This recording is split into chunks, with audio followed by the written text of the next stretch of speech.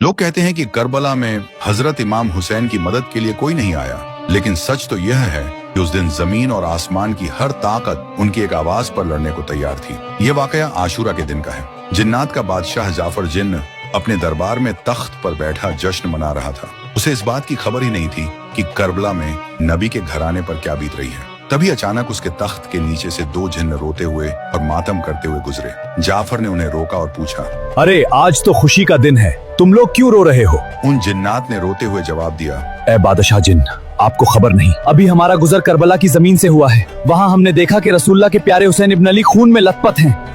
उन पर तीरों की बारिश हो रही है और वह सजदे में हैं। ये सुनते ही जाफर जिन्न के पैरों तले से जमीन खिसक गई।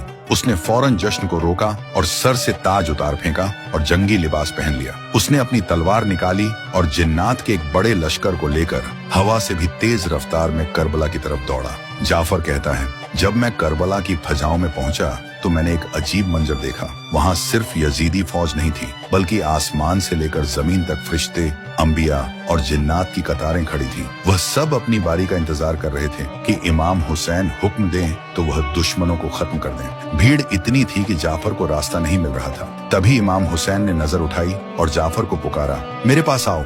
जाफर जिन्न रोते हुए इमाम के पास पहुंचा और उनके कदमों में गिर गया और अर्ज की, आका मेरे पास जिन्नात की बहुत बड़ी फौज है, मुझे इजाजत दे, मैं पलक झपकते इन यजीदियों को राख कर दूंगा, इनका नामो निशान मिटा दूंगा। नहीं जाफर, रुक जाओ। अगर मैं चाहूँ तो एक इशारे में दुनिया पलट दूंगा, लेकिन अपने नाना के दीन को बचाने के लिए और अपने रब की रजा के लिए सब्र कर रहा हूँ। मुझे अपने अल्लाह की मर्जी प्यारी है। तो दोस्तों, याद रखना, करबला में इमाम हुसैन बेबस नहीं थे। कायनात की हर ताकत उनके हाथ में मौजूद थी, लेकिन उन्होंने तलवार नहीं उठाई ताकि इस्लाम जिंदा रहे। करबला का यह मंजर बताता है कि जीत हथियार की नहीं, बल्कि सब्र की होती है।